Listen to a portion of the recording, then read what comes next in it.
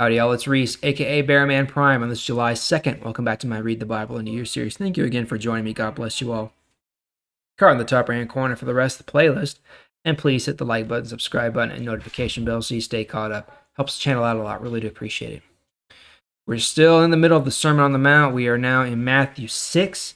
So we see Jesus. Yesterday we saw Jesus specifically call out the Pharisees and the Sadducees, the teachers of the law, and the religious leaders of the time, specifically for how much they did what they did for the recognition of others instead of doing it for God. They're doing it for all the wrong reasons. That's what he was warning us about here. So let's pick it up there where we left off in Matthew 6, beginning in verse 19 today. Jesus says, "Don't save treasures for yourself here on earth. Moths and rust will destroy them, and thieves can break into your house and steal them. Instead, save your treasures in heaven, where they cannot be destroyed by moths or rust, and where thieves cannot break in and steal them. Your heart will be where your treasure is." The only source of light for the body is the eye. If you look at people and want to help them, you will be full of light. But if you look at people in a selfish way, you will be full of darkness.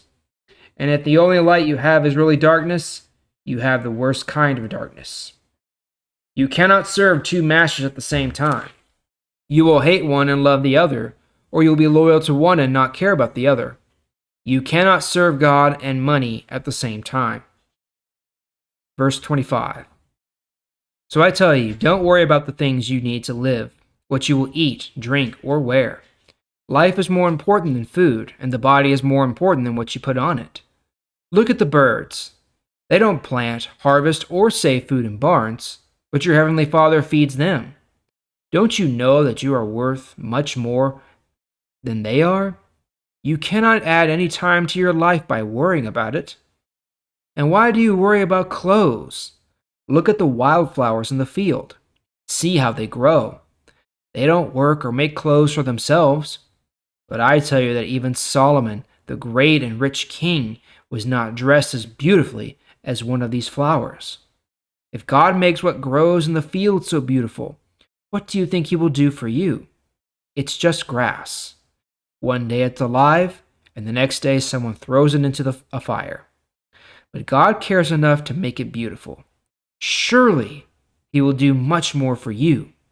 Your faith is so small. Don't worry and say, "What will we eat? Or what will we drink? Or what will we wear?"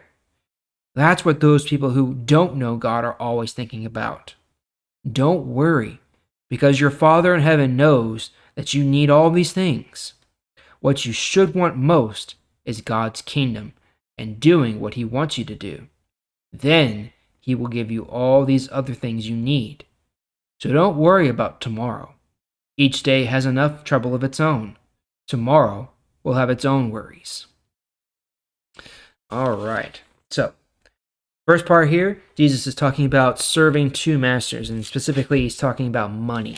So, we cannot serve God and money at the same time. Now, what he means by that is that, yes, we can, know God, love God, and all that, but if the pursuit of money, if the love of money is the driving force in our life, or it doesn't necessarily have to be money, but if it's our career, or if it's some other thing that is the focus of our life, if it's anything other than God, then God's just going to fall by the wayside.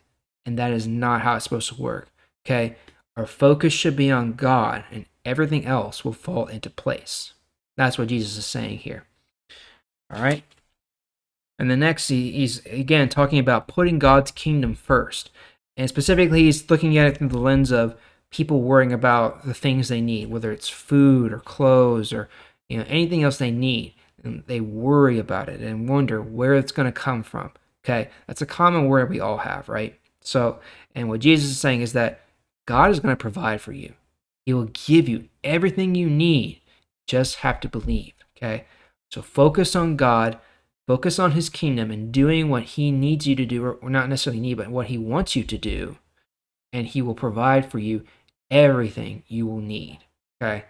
And he says it quite plainly, You cannot add any time to your life by worrying about it, okay? And we're all guilty of it. I'm guilty of it. You're probably guilty of it. Everyone is, okay? We all worry about what's going to happen tomorrow, right? Tomorrow's going to come when it comes, right? And there'll be plenty of troubles there. Today, focus on today. Focus on God now, right? All right, well, that's all for today. We're going to pick it up there tomorrow. Thank you again for joining me. I sure do appreciate it. I'll see y'all tomorrow.